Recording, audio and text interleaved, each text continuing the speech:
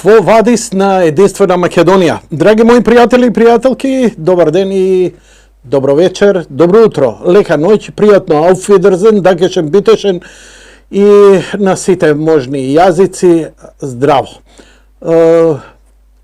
Минатата недела бев повеќе фокусиран околу она што се случуваше во Јужното Кинеско море, маневрите на кинеската морнарица, кинеската армија околу Тајван, после сепаратистичките изјави на новоизбраниот тајвански председател. Тајван го елабориравме во оној краток период и на крај ви кажав зошто да внимавате што се случува во светот, да не се извадите од памет утре кој ќе треба да земете кредит, вложите малку повеќе пари, бидејќи ние во светот тоа е некакви глобални вложување на лична основа, тоа се некои, да речам, 100.000, 200.000, милион долари и ќе ги преживеат. Ние сме на раб, на тотален банкрот, една плата да не ни пристигне. Ете, на такво ниво не доведоа намерно кратците, криминалците, за да може да не контролираат. Едно од најбитните работи кои се случува во светот се изборите во Соединетите Американски држави. И мислам дека сите овие тензии што ги гледаме токму на Блискиот исток, во Израел, израелско-палестинскиот, израелско-палестинскиот Хамас со Израел конфликтот.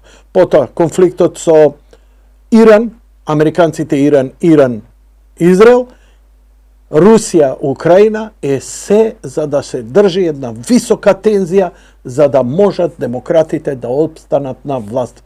Демократите не можам да ги наречам левица, иако постојано се повикуваат на некакви левичарски, да речам, вредности. Знаеш што, светот е нешто најдобро кога ќе ги излечеш и од едната и од другата страна најдобрите работи. Не можеш ти пазарот да го подредиш на државата и да рече државата, види, ако си ти собственик на фабриката, ја ќе ти кажам како ќе работиш. Од друга страна, па некои психопати ги ставаш во контрола. И тука нема крај како да го најдеш тој баланс. Но јас секогаш за мене сметам дека пазарот, поединецот, собственикот ќе направи многу повеќе добро од што државата. Затоа што тој нема емпатија, не е негов, он ќе гледа за лична корист, плата и си оди. После ви вика thank you and fuck you. Изборите во Америка се можеби најбитната работа, затоа што ќе знаеме така дали од 25-та година ќе можеме да се опуштиме, да земеме големи кредити, да инвестираме, затоа што ќе знаеме дека ќе имаме една релаксирана состојба. Нема да им текне да измислат некоја нова корона, нова вакцина или нешто нова, драматична ситуација, бидејќи короната беше токму тоа. Да не држат под контрола. Да не држат, да видат дали можат да не командуваат од едно место. А можат. Очигледно дека можат. Дури и тие што викаат дека не можат, ги држа. И тоа како ве држа? Така, викавте, неќам вакцини, нема да примам вакцина, добро, ама кај си? Седиш дома, не смееш овдека, не смееш ондека, притисок ова, психолошки, луѓе полудуваа бе, се мрднуваа, те притиска и кај нас беше така. Во светот многу подраматично сето тоа помина. Кој знае што ќе им текне за наредниот пат? Сега викаме, знаеме. Не знаеме. Ни за ова не знаевме. Таков мрак имавме како во Star Wars, кога вика The Dark Side is a cloud. Не можат, кога викаше Јода, вика не можам да видам што се случува, на крај испадна дека нивниот председател на републиката е уствари оној мрачниот император кој цело време ги залажува. Ништо да не ве чуди во животот. Бидете подготвени на се. Само една работа. Немој да се залажете дека знаете. У оној момент, ако откриете вистина, да знаете дека тоа не е тоа. Така се крие вистината. Така они ја кријат вистината. Да само мал број мислат, ја откривме вистина, овие се управо. Луѓе мои, многу е комплицирана ситуацијата. Дури и тоа, они што сакаат да го остварат, не е црно на бело. Ке пуштиме корона. Тоа е план 1. Они имаат купишта од планови план А, план А1, план А2, план А3, план А4, план Б, план Б1, план Б2. И тој ќе биде пуштен во зависност од сите состојби на планетата, геополитички, геостратешки, економски, климатски и така натаму. Така што затоа никој не може да открие кога, што, кој и во кое време. Дури и понекогаш некоја послаба струја која ќе почне некаков процес, овие се нафаќаат на него и го амплифицираат за да имаат контрола.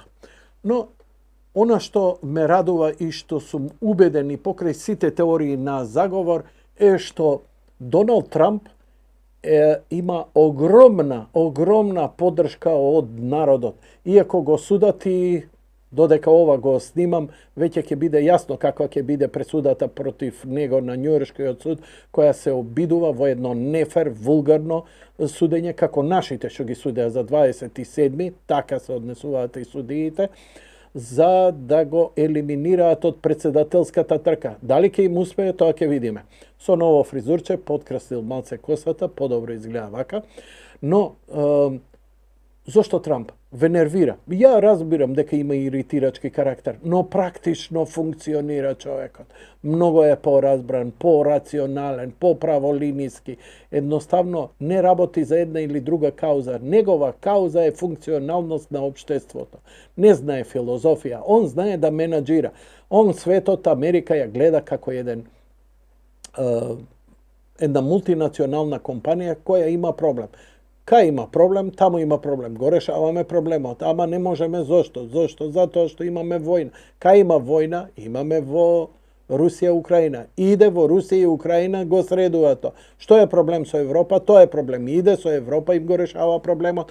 Колку може, како може. Едноставно, straight forward менаџерски. А на светов ние покажавме дека сакаме менаџирање. Неќеме политика. И менаџирањето не може да прави, верници, неверници, геј, стрейт, транс. Не, сите се уклучени у тоа. Ама буквално пазарот не може да прави и не прави поделби од никого кон никого, бидејќи буквално е неспособен да прави.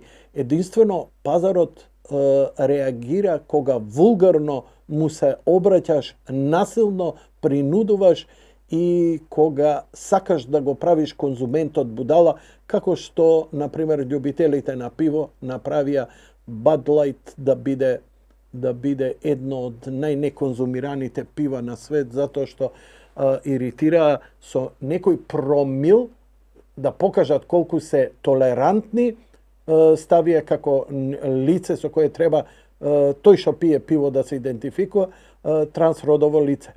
Не е проблем во трансродовото лице.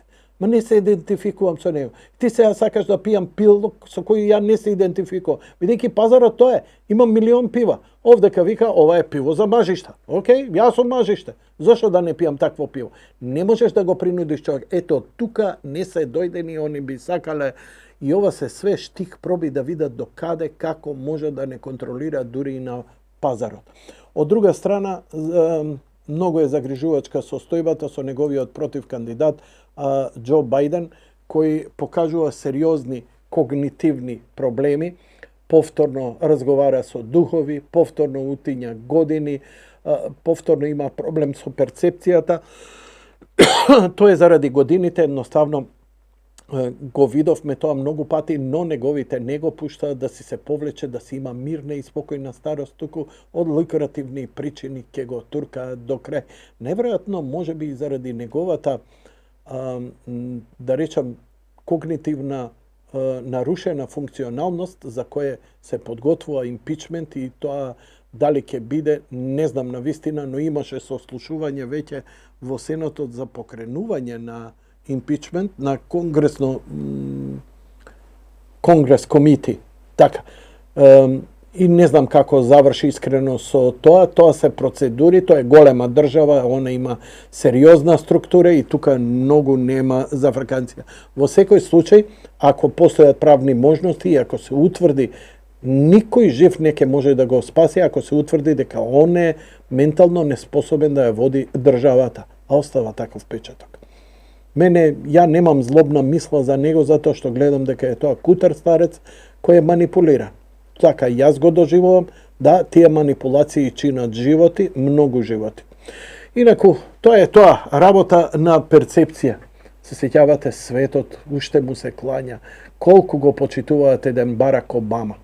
Знаете што, Доналд Трамп немаше ниту една воена интервенција. Ниедна. За време на Бајден не сакам ни да зборам. Сами си знаете, сами си гледате кај се веќе војните и кои све. И тоа една многу сериозна прокси војна со Русија. Во време на Барак Обама ниту еден ден од неговото председателствување не помина со воен ангажман и војна на американските војни сили. Затоа ме плашат демократите.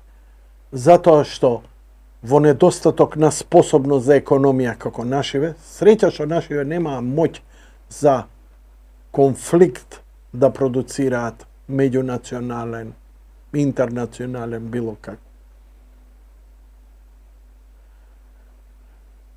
Но не знам зошто демократите инсистираат да прават воени конфликти. Наводно викаат дека тоа е утерување на демократија во светот, а демократијата ќе донесе мир и просперитет. Следната епизода ќе го разгледаме и председателот на Грузија кој даде силен отпор, а на кого му се заканија дека ако не прифати некакви законски одредби во кои, нели, земјата е заштитена, тие одредби се дека нема да се дозволат странски шпиони да шпараат низ земјата, кој секоја земја се има. Но они притиснаа затоа што Западот уфрли многу, кој што треба да направи еден нов фронт на Русија, како со Украина, така и со Грузија. Он го отфрли тој закон, затоа што знае дека ќе си ја жртвува земјата. Европратеник или еврокомесар или некој си од Европа му рекол дека може да му се случи со судбината како на Фичо. Чешкиот председател кој беше застрелан point blank и од активиста соросоид.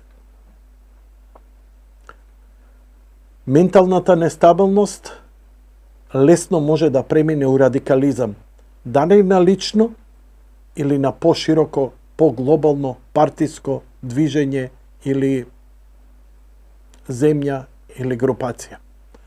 Опасни се, преопасни се.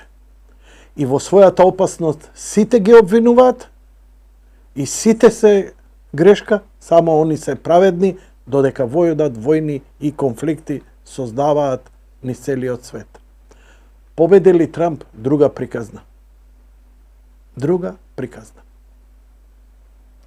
Благодарам за вашето внимание, драги мои. Се гледаме идната недела.